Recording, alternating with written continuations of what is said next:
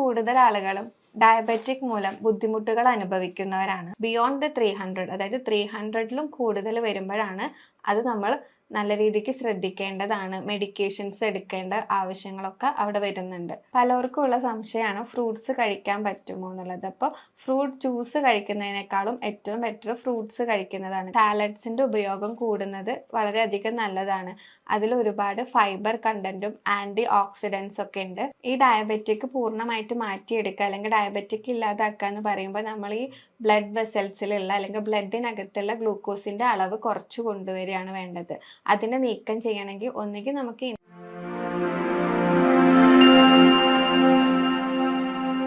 നമസ്കാരം, ഞാൻ ഡോക്ടർ അക്ഷര, ഭൂമി വെൽനസ് ക്ലിനിക്കിലെ ആയുർവേദ കൺസൾട്ടന്റ് ആണ്.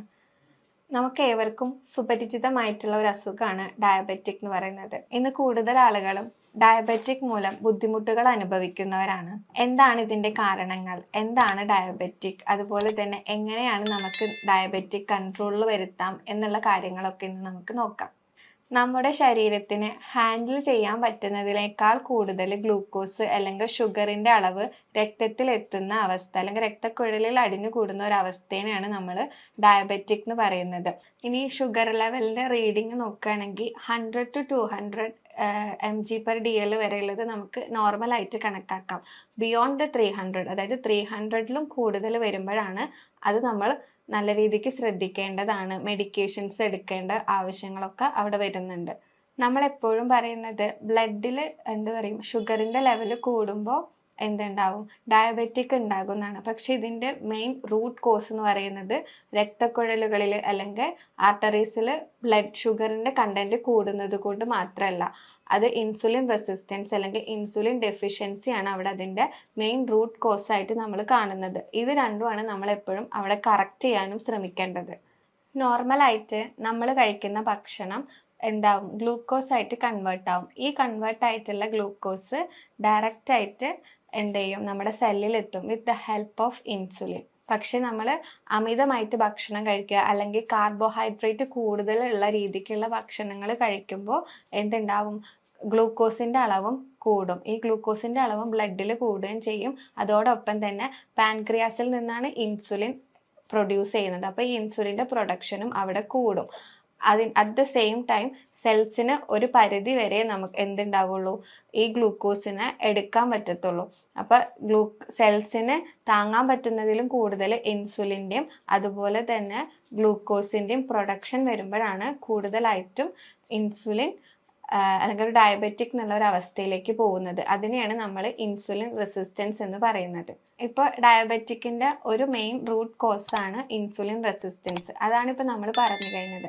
രണ്ടാമത്തെ കോസ് എന്ന് പറഞ്ഞിട്ടുണ്ടെങ്കിൽ ഇൻസുലിൻ ഡെഫിഷ്യൻസി ആണ്, അതായത് ഇൻസുലിൻ്റെ പ്രൊഡക്ഷൻ ഇല്ലാത്തൊരവസ്ഥ. അപ്പോൾ എന്തുണ്ടാവും, ഈ ഇൻസുലിൻ്റെ ഹെൽപ്പ് ഇല്ലാണ്ട് നമുക്ക് ഗ്ലൂക്കോസിനെ സെൽസിൽ എത്തിക്കാൻ പറ്റില്ല. അപ്പോൾ സെൽസിലേക്ക് എനർജി വേണ്ടത്ര രീതിക്ക് എത്തില്ല. അപ്പോൾ ഒരു റൂട്ട് കോസ് എന്ന് പറയുന്നത് ഇൻസുലിൻ്റെ ഡെഫിഷ്യൻസിയാണ്. ഇനി നമ്മൾ 2 തരത്തിലാണ് ഡയബറ്റിക് പറയുന്നത്. ഡയബറ്റിക് ടൈപ്പ് 1 ഉണ്ട്, ടൈപ്പ് 2 ഉണ്ട്.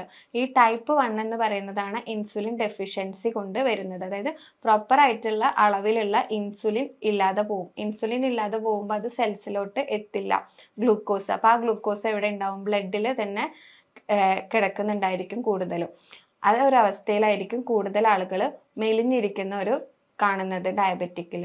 ടൈപ്പ് 2 ഡയബറ്റിക്സ് എന്ന് വെച്ചിട്ടുണ്ടെങ്കിൽ ഇൻസുലിൻ റെസിസ്റ്റൻസ് കൊണ്ട് വരുന്നതാണ്. അപ്പോൾ ഇൻസുലിൻ റെസിസ്റ്റൻസ് വരുമ്പോഴും ബ്ലഡിനകത്ത് ഗ്ലൂക്കോസിന്റെ അളവ് കൂടുതലായിട്ട് കാണാം. അത് നമ്മളെ ഒബേസിറ്റി പോലുള്ള കാര്യങ്ങളിലോട്ട് എത്തിക്കും. അതാണ് ടൈപ്പ് 2 ഡയബറ്റിക്കിൽ പേഷ്യൻസ് എപ്പോഴും തടിച്ചിരിക്കുന്നത്.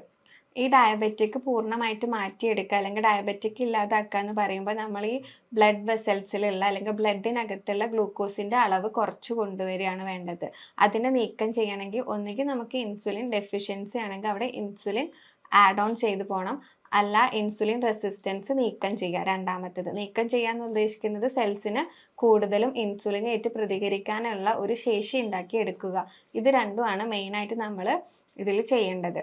ഈ ഡയബറ്റിക് എന്ന് പറഞ്ഞിട്ടുണ്ടെങ്കിൽ അതൊരു ഡിസീസും അല്ല, ഒരു ഡയറ്ററി ഡിസോർഡർ ആണ്. നമ്മുടെ ഇംപ്രോപ്പർ ആയിട്ടുള്ളൊരു ഡയറ്റ് അല്ലെങ്കിൽ ലൈഫ് സ്റ്റൈൽ ഹാബിറ്റ് അങ്ങനെയുള്ള കാര്യങ്ങൾ കൊണ്ടാണ് നമുക്ക് ഡയബറ്റിക് ഉണ്ടാവുന്നത്. ഇനി ഡയബറ്റിക് പേഷ്യൻസ് അല്ലെങ്കിൽ ഒരു പ്രമേഹ രോഗി എന്തെല്ലാം കാര്യങ്ങളാണ് ശ്രദ്ധിക്കേണ്ടതെന്ന് നോക്കാം.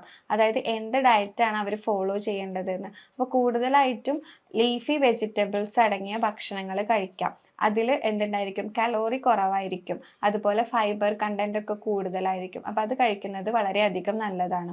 രണ്ടാമതായിട്ട് കഴിക്കാൻ പറ്റുന്നത് വോൾ ഗ്രെയിൻസ് ആണ്. അതിൽ എന്താന്ന് വെച്ചിട്ടുണ്ടെങ്കിൽ കാർബോഹൈഡ്രേറ്റ്സ് കുറവായിരിക്കും, ന്യൂട്രിയൻസിൻ്റെ അളവ് കൂടുതലായിരിക്കും.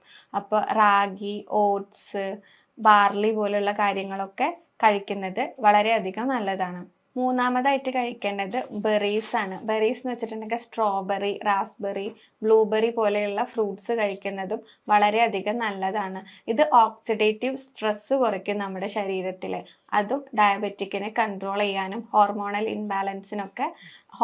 ബാലൻസിനൊക്കെ വളരെയധികം നല്ലതാണ്. അടുത്തതായിട്ട് ഫ്രൂട്ട്സ് ആണ്. പലർക്കും ഉള്ള സംശയമാണ് ഫ്രൂട്ട്സ് കഴിക്കാൻ പറ്റുമോ എന്നുള്ളത്. അപ്പോൾ ഫ്രൂട്ട് ജ്യൂസ് കഴിക്കുന്നതിനേക്കാളും ഏറ്റവും ബെറ്റർ ഫ്രൂട്ട്സ് കഴിക്കുന്നതാണ്. കാരണം ഫ്രൂട്ട് ജ്യൂസിലാകുമ്പോൾ ഫൈബറിൻ്റെ കണ്ടന്റ് കുറവായിരിക്കും. ഫ്രൂട്ട്സിൽ തന്നെ ഏറ്റവും കൂടുതൽ പ്രിഫർ ചെയ്യേണ്ടത് സിട്രസ് അടങ്ങിയിട്ടുള്ള ഫ്രൂട്ട്സ്, നാരങ്ങ പോലുള്ള സംഭവങ്ങളൊക്കെയാണ് കഴിക്കുന്നത് നല്ലതായിരിക്കും. ചക്ക, മാങ്ങ പോലുള്ള നല്ല ഫ്രക്ടോസ് കണ്ടന്റ് കൂടുതലുള്ള ഫ്രൂട്ട്സ് കഴിക്കുന്നത് അളവ് കുറയ്ക്കുന്നതും വളരെയധികം നല്ലതായിരിക്കും. അതുപോലെ തന്നെ കാർബോഹൈഡ്രേറ്റ് കുറവുള്ളതും പ്രോട്ടീൻ കൂടുതലുള്ളതും ഫാറ്റ് കൂടുതലുള്ളതുമായിട്ടുള്ള ഭക്ഷണങ്ങൾ, ഫാറ്റ് എന്ന് വെച്ചിട്ടുണ്ടെങ്കിൽ നല്ല കൊളസ്ട്രോൾ ഉണ്ടാകുന്ന രീതിക്കുള്ള ഭക്ഷണങ്ങൾ ആഡ് ചെയ്യുന്നതും നല്ലതാണ്. അതായത് ഈ നട്ട്സിലൊക്കെ ഈ പറഞ്ഞ ഒരു കാറ്റഗറിയിൽ വരുന്നതാണ്. പീനട്ട്, നിലക്കടല, ആൽമണ്ട്, അതുപോലെ പംകിൻ്റെ സീഡ്, മത്തക്കുരു, അങ്ങനെയുള്ള സംഭവങ്ങൾ നമുക്ക് സ്നാക്സ് ആയിട്ട് കഴിക്കാം. അത് കഴിക്കുമ്പോഴും അമിതമായ അളവിൽ കഴിക്കാൻ പാടില്ല. നമ്മുടെ ഉള്ളം കൈയിൽ കൊള്ളുന്ന ഒരു പിടി അത് കഴിക്കുന്നതായിരിക്കും എപ്പോഴും ബെറ്റർ. അപ്പോൾ സ്നാക്സ് ഒക്കെ ആയിട്ട് എപ്പോഴും ഇതുപോലെയുള്ള നട്ട്സ് ചൂസ് ചെയ്യുന്നത് വളരെയധികം നല്ലതാണ്. രാത്രിയിൽ ഏറ്റവും കൂടുതൽ സാലഡ്സ് കഴിക്കാൻ പ്രിഫർ ചെയ്യുക. അതും ഒരു 7 മണിക്കുള്ളിൽ തന്നെ നമ്മുടെ ഡിന്നർ കഴിയുന്ന രീതിക്ക്. അപ്പോൾ സാലഡ്സിൻ്റെ ഉപയോഗം കൂടുന്നത് വളരെയധികം നല്ലതാണ്. അതിൽ ഒരുപാട് ഫൈബർ കണ്ടന്റും ആൻറ്റി ഓക്സിഡൻസ് ഒക്കെ ഉണ്ട്. ഈ കഴിക്കുന്ന സാലഡ്സിൽ തന്നെ കുക്കുംബറും ഒണിയൻ്റെ കണ്ടന്റ് കൂട്ടുന്നതൊക്കെ വളരെയധികം നല്ലതാണ്. കുറേ പഠനങ്ങൾ തെളിയിച്ചിട്ടുണ്ട്. അതായത് ഒണിയൻ്റെ ഉപയോഗം, അതായത് ഉള്ളി ഉപയോഗിക്കുന്നത് ഡയബറ്റിക്കിനെ കുറയ്ക്കുന്നുണ്ട് എന്നുള്ള രീതിക്ക്. ഇനി എന്തെല്ലാം ഭക്ഷണങ്ങളാണ് ഇതിൽ ഒഴിവാക്കേണ്ടതെന്ന് നോക്കാം. ഒറ്റ വാക്കിൽ പറയുകയാണെങ്കിൽ ഹൈ ഗ്ലിസറീമിക് ഇൻഡെക്സ് വരുന്ന ഭക്ഷണങ്ങൾ പൂർണ്ണമായിട്ടും ഒഴിവാക്കുക. അതായത് വൈറ്റ് റൈസ്, ബ്രെഡ്, പിന്നെ ഈ മണ്ണിനടിയിൽ ഉണ്ടാവുന്ന കിഴങ്ങ് വർഗ്ഗങ്ങളില്ലേ, പൊട്ടാറ്റോ അല്ലെങ്കിൽ മധുരക്കിഴങ്ങ് പോലെയുള്ള കാര്യങ്ങൾ, അതെല്ലാം നമുക്ക് ഒഴിവാക്കേണ്ടതാണ്. റിഫൈൻഡ് ഓയിൽസ് അല്ലെങ്കിൽ ജങ്ക് ഫുഡ്സ്, പിന്നെ ആഡഡ് ആയിട്ടുള്ള ഷുഗർ, ഇങ്ങനെയുള്ള കാര്യങ്ങളൊക്കെ നമ്മൾ പൂർണ്ണമായിട്ടും ഒഴിവാക്കുക. അതുപോലെ തന്നെ നമ്മൾ ശ്രദ്ധിക്കേണ്ട മറ്റൊരു കാര്യമാണ് രാവിലെ എഴുന്നേറ്റിട്ട് 1 അവറിൻ്റെ ഉള്ളിൽ തന്നെ നമ്മൾ നമ്മുടെ ഭക്ഷണം കഴിക്കാൻ ശ്രമിക്കുക. അങ്ങനെ കഴിച്ചിട്ടില്ല എന്നുണ്ടെങ്കിൽ നമ്മുടെ വയറ്റിൽ അസിഡിറ്റി പോലെയുള്ള കാര്യങ്ങൾ വന്നിട്ട് മറ്റുള്ള അസുഖങ്ങളിലോട്ടും ലീഡ് ചെയ്ത് പോകും. ഇനി നമുക്ക് ഡയബറ്റിക് ഉണ്ടെന്ന് നമ്മൾ തിരിച്ചറിഞ്ഞു കഴിഞ്ഞാൽ ആദ്യത്തെ ഒരു 3-4 മാസങ്ങളിൽ നമ്മൾ മിൽക്ക് പ്രൊഡക്റ്റിൻ്റെ ഉപയോഗവും ഉപയോഗിക്കാതെ ഇരിക്കുന്നതായിരിക്കും ഏറ്റവും നല്ലത്. ഇനി നമുക്ക് കുറച്ച് ഹോം റെമഡീസിലേക്ക് പോവാം. ഹോം റെമഡീസ് പറയുകയാണെങ്കിൽ നമുക്കറിയാം ഉലുവ ഒരു പിടി എടുത്തിട്ട് നമ്മൾ തലേ ദിവസം വെള്ളത്തിലിട്ട് വെക്കുക. രാവിലെ എണീറ്റിട്ട് നമ്മൾ ആദ്യം പ്ലെയിൻ വാട്ടർ കുടിക്കുക. അതായത് സാദാ വെള്ളം കുടിച്ചിട്ട് നമ്മൾ അതിൻ്റെ ശേഷം ഒരു എക്സസൈസോ മൈൽഡായിട്ട് 1/2 മണിക്കൂറോ 1 മണിക്കൂറോ നമുക്ക് എത്രയാണോ സമയം കിട്ടുന്നത് അതിനനുസരിച്ച് നമ്മൾ ഒന്നുകിൽ വാക്കിംഗ് ആണ് ഏറ്റവും നല്ലത്, അല്ലെങ്കിൽ എന്തെങ്കിലും നമുക്ക് എക്സസൈസ് ചെയ്തതിൻ്റെ ശേഷം ഈ ഉലുവ വെച്ചതില്ലേ അതൊന്ന് നമുക്ക് പിഴിഞ്ഞിട്ട് ഈ ഉലുവയോട് കൂടെ തന്നെ ഈ വെള്ളം കുടിക്കുന്നത് വളരെയധികം നല്ലതാണ്. അതുപോലെ തന്നെ നെല്ലിക്ക വെച്ചിട്ട് നമുക്ക് ജ്യൂസ് അടിക്കാം. ഉപ്പും പഞ്ചസാര അങ്ങനെയുള്ളതൊന്നും തന്നെ ഇടാതെ നെല്ലിക്ക വെച്ചിട്ട് ജ്യൂസ് അടിച്ചിട്ട് അതിലൊരു സ്പൂണ് മഞ്ഞൾ അല്ലെങ്കിൽ 1/2 സ്പൂണ് മഞ്ഞൾ ഇട്ടിട്ട് നമുക്ക് കഴിക്കുന്നതും വളരെ എഫക്റ്റീവാണ്. ഒന്നുകിൽ ഇത് നമുക്ക് നൈറ്റിൽ കഴിക്കാം, അല്ലാന്നുണ്ടെങ്കിൽ മോർണിംഗിൽ കുടിക്കുന്നതും വളരെയധികം നല്ലതായിരിക്കും. അതുപോലെ തന്നെ തുളസി, ഇഞ്ചി, കറുകപ്പട്ടയൊക്കെ ഇട്ടിട്ട് നമുക്ക് ചെറിയതായിട്ട് ചായ ഉണ്ടാക്കുന്നത് പോലെ ഉണ്ടാക്കുക. അതായത് ചായപ്പൊടിക്ക് പകരം തുളസി, ഇഞ്ചി, കറുകപ്പട്ടയുടെ പൊടിയൊക്കെ ഇട്ടിട്ട് വെള്ളം തിളപ്പിച്ചിട്ട് അത് ഒരു ഗ്ലാസ് കുടിക്കുന്നതും വളരെയധികം നല്ലതായിരിക്കും. അതുപോലെ തന്നെ ഇളം ചൂടുള്ള വെള്ളത്തിൽ ചെറുനാരങ്ങ പിഴിഞ്ഞിട്ട് ചിയാ സീഡ്സ് ആഡ് ചെയ്തിട്ട് മോർണിംഗിൽ കഴിക്കുന്നതും വളരെയധികം നല്ലതാണ്. അതുപോലെ തന്നെ ധാരാളം യോഗ പോസ്ചറുകൾ അല്ലെങ്കിൽ യോഗാസനങ്ങളും ഉണ്ട്. നമുക്ക് മെഡിറ്റേഷൻസിലൂടെയൊക്കെ നമുക്ക് ഈ ഡയബറ്റിക് കൺട്രോൾ ചെയ്ത് കൊണ്ടുവരാൻ പറ്റും. ട്വിസ്റ്റിംഗ് പോസ്ചറുകൾ എല്ലാം തന്നെ ഇതിൽ വളരെയധികം സഹായിക്കും. അതായത് അർദ്ധ മത്സ്യാസനം, വക്രാസനം പോലുള്ള യോഗ പോസ്റ്റേഴ്സ് ചെയ്യുന്നതും വളരെയധികം എഫക്റ്റീവാണ്. ആയുർവേദത്തിൽ ഇതിനെ പ്രമേഹം അല്ലെങ്കിൽ മധുമേഹം പോലുള്ള കണ്ടീഷൻസ് ആയിട്ടാണ് നമ്മൾ പറയുന്നത്. അപ്പോൾ ഇത് പൂർണ്ണമായിട്ട് മാറ്റാൻ പറ്റില്ലെങ്കിലും നമുക്കൊരു പരിധി വരെ കൺട്രോളിൽ കൊണ്ടുവരാവുന്ന ഒരു ഡിസീസ് ആയിട്ടാണ് നമ്മൾ ആയുർവേദത്തിൽ ഇതിന് പറയുന്നത്. അതിന് വേണ്ടിയിട്ട്, അതായത് ഈ ഡയബറ്റിക് കൺട്രോളിൽ വരുത്തുന്ന രീതിക്കുള്ള ധാരാളം മെഡിസിൻസും ട്രീറ്റ്മെൻറ്റും ആയുർവേദത്തിൽ അവൈലബിൾ ആണ്. ഈ പറഞ്ഞ കാര്യങ്ങളിൽ എന്തെങ്കിലും സംശയം ഉണ്ടെങ്കിൽ താഴെ കാണുന്ന നമ്പറിൽ നിങ്ങൾക്ക് കോൺടാക്റ്റ് ചെയ്യാവുന്നതാണ്. അടുത്തൊരു വീഡിയോ ആയിട്ട് വീണ്ടും കാണാം. Thank you.